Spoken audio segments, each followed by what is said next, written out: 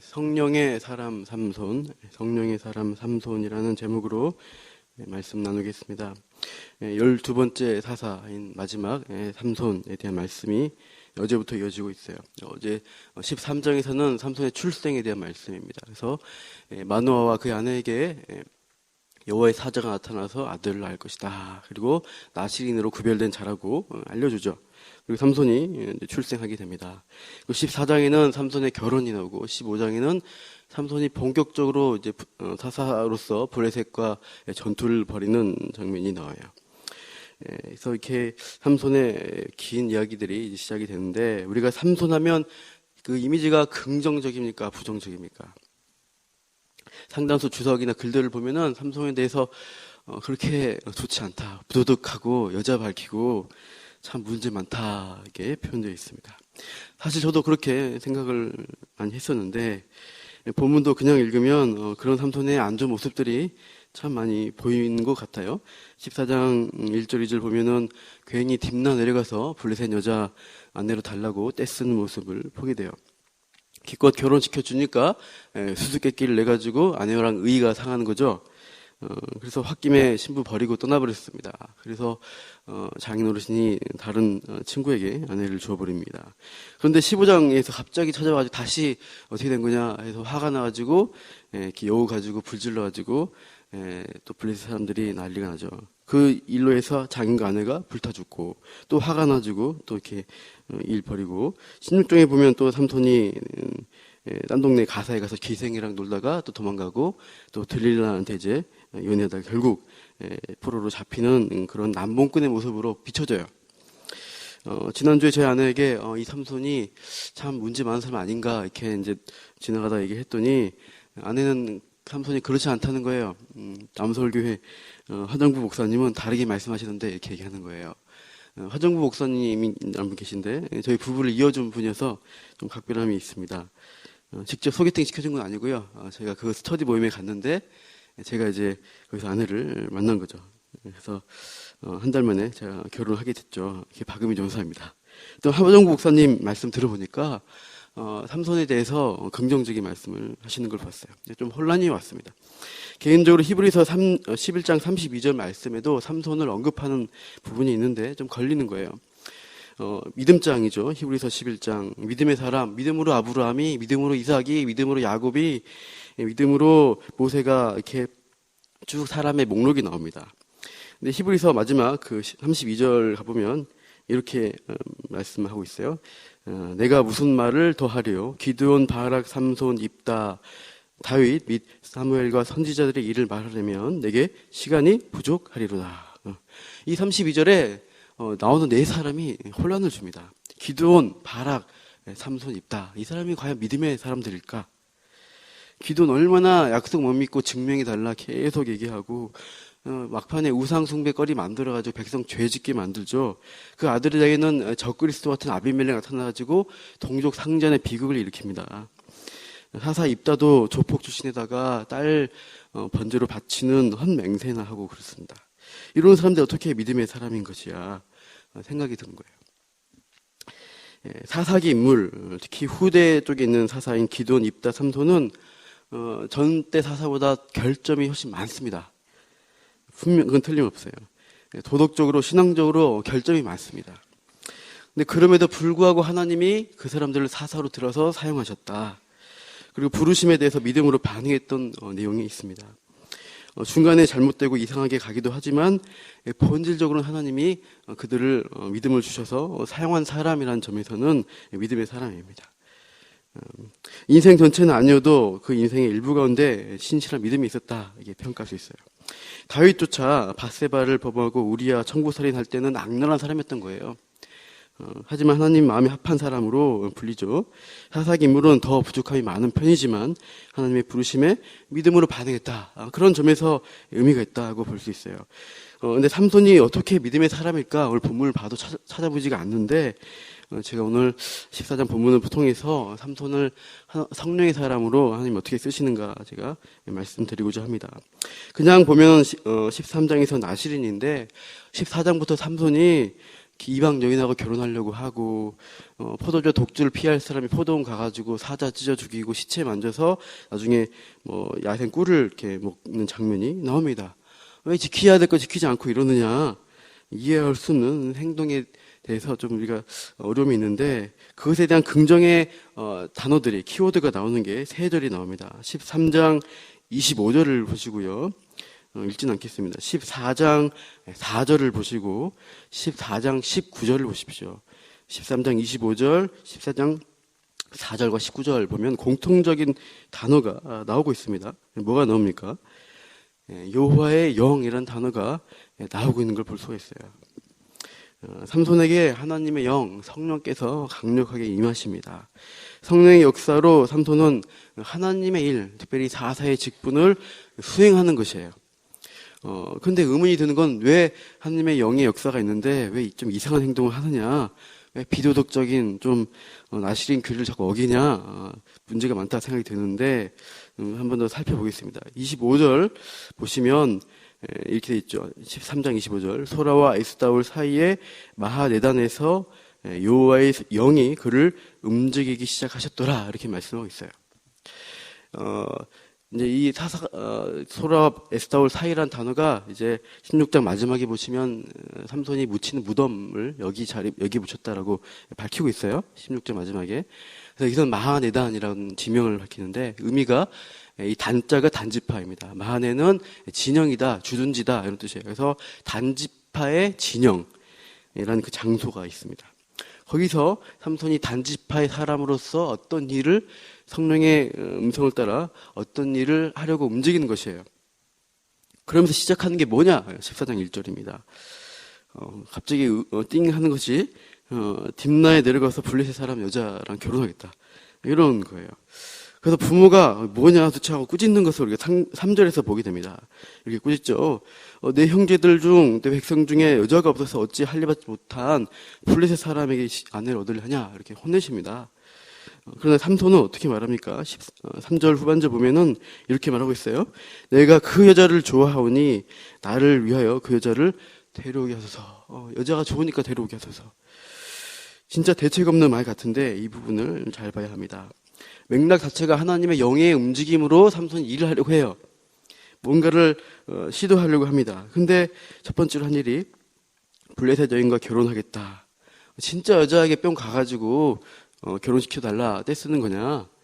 근데 원어를 살펴보시면 조금 다른 단어가 쓰이고 있습니다. 3절에 내가 그 여자를 좋아하오니 라는 단어에서 좋아하다, 이게 야샤르라는 동사입니다.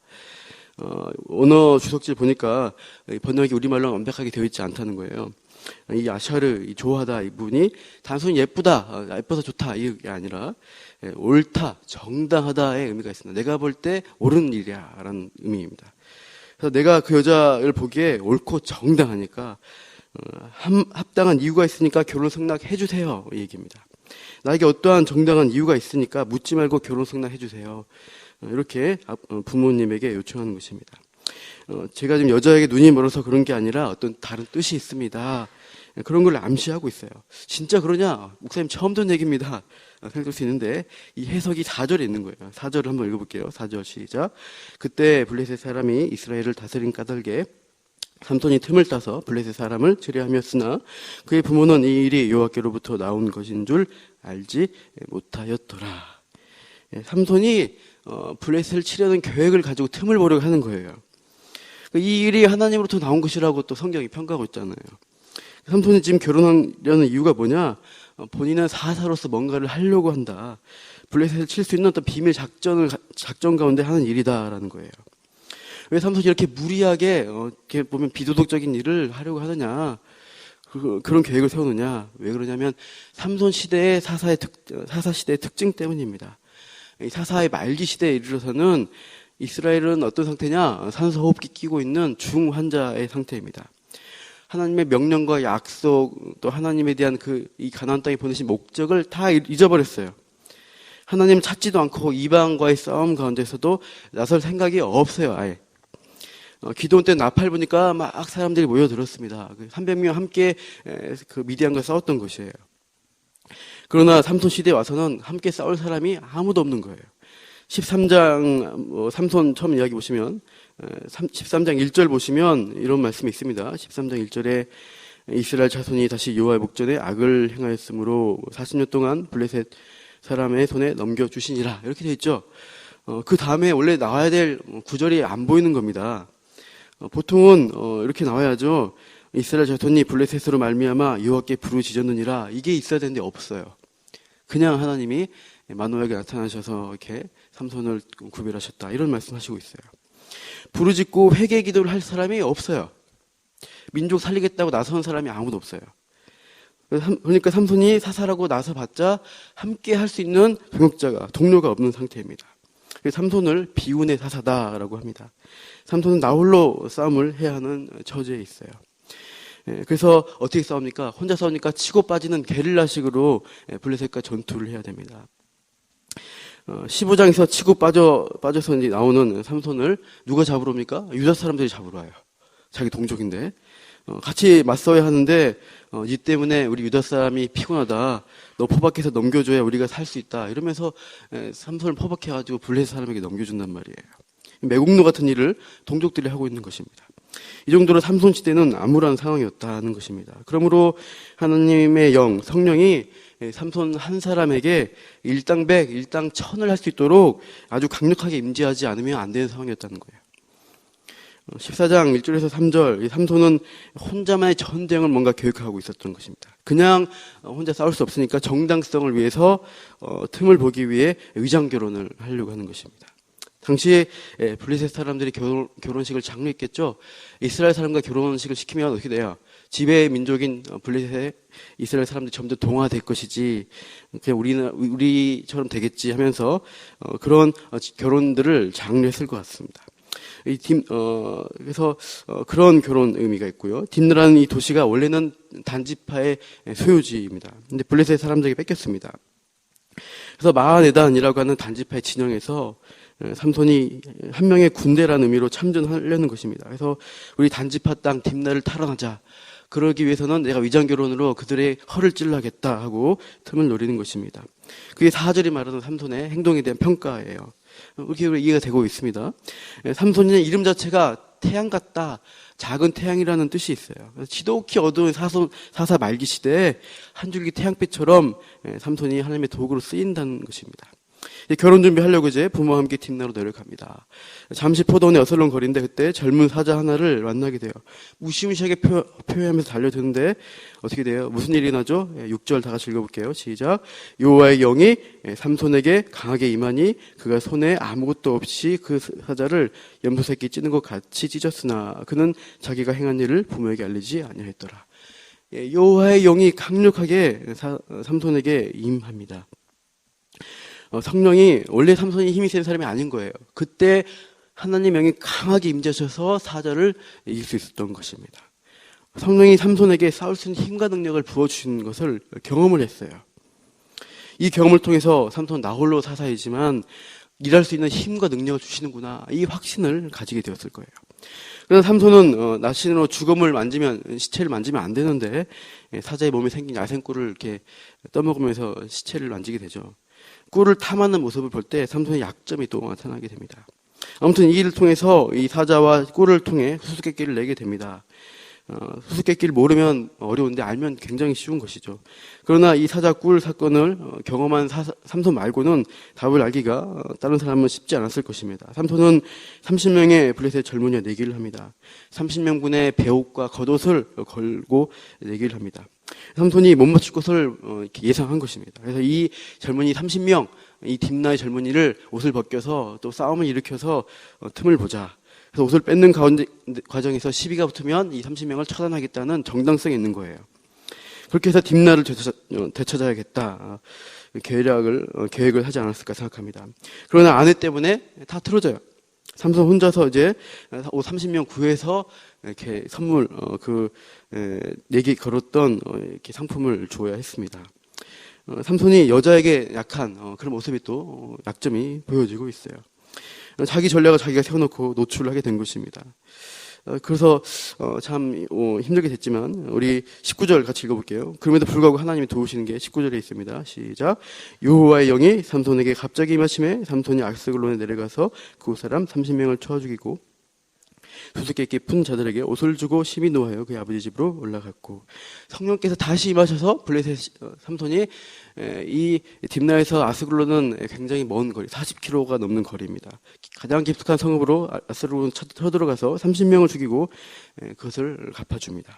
비록 삼손의 계략이 실패하지만 성령께서 삼손을 능력 부어주셔서 사서로 사용하시는 은혜를 보여주십니다. 우리가 삼손 사건 통해서 얻을 수 있는 교훈은 뭔가요? 우리 시대가 사사의 말기 시대가 아니냐는 거예요. 기도해야 하는데 부르짖어 기도한 사람이 없다. 그러면은 사사 말기 시대입니다. 영혼 구원하고 전도해야 되는데 아무도 전도로 나서지 않고, 가족 중에 자녀 중에 예수 믿는 사람이 있는데 믿지 않는 사람이 있는데 그냥 두면 마귀의 밥이 될 텐데 그냥 놔둬요. 부모님들이 놔두고 그냥 알아서 살겠지. 그러면 사사 말기 시대라는 거예요. 다른 사람 죽고 가도 신경 쓰지 않는 거예요. 죄에 둔감해지고 어디 죄에 안 지는 사람 어디 있냐, 먼지 털어 옷 털어서 먼지 안 나는 사람 어디 있냐, 이렇게 자기주의 합리화하는 시대가 사사 말기 증상입니다. 우리 한국 교회가 어떤 상황인가? 점점 사사 말기 시대로 가고 있지 않냐. 하나님은 이러한 상황 가운데서 어떤 걸 원하셔요? 사사를 들어서 세우기를 원하십니다. 너 혼자 잘 싸워봐라. 옆에서 그냥 팔짱 끼고 있으면 안 됩니다. 우리가 같이 마지막 사사의 직분을 감당을 해야 된다라는 거예요. 성령의 인도하심을 받아서 이 어두운 시대에 내가 기도의 사사, 말씀의 사사, 순종의 사사로 살아내야겠다. 이런 결심을 하십시오. 악한 마귀 사단을 대적하고 영혼 구원을 위한 이 싸움을 계속해야겠다 하는 결심이 우리 가운데 일어나야 합니다. 우리가 깨어있기를 기도하기 원합니다. 우리가 어두운 시대에 하나님이 세우신 사사처럼, 삼손처럼 하나님의 능력을 바라보며 나아가는 저와 여러분 되시기를 축원합니다. 기도하겠습니다. 하나님 아버지, 삼손이 살았던 어두운 시대가 지금 한국 교회에 나타나고 있습니다. 교회의 힘이 약해지고 있습니다. 죄와 유혹에 대해서 분별하지 못하는 모습들이 얼마나 많은지요. 그럼에도 불구하고 하나님은 여전히 일꾼을 부르시고 사용하시기 원하시죠. 여기 모인 우리를 성령의 부르심에 반응하는 사사로 세워주시기를 원합니다. 혼자였던 삼손에게 더 큰 은혜 주셔서 하나님이 일하게 하신 것처럼 내가 나가야 할 자리가 나 홀로 참으로 사사로 나아가야 하는 그런 자리일지라도 감당할 능력 주실 걸 기대하며 오늘도 우리가 담대하게 한 사람 한 사람 나아가게 하여 주시옵소서. 무엇보다 나 홀로가 아닌 함께할 동역자들을 세워주시기 원합니다.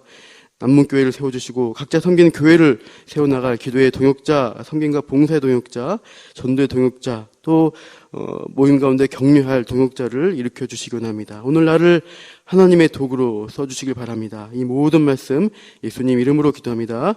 아멘.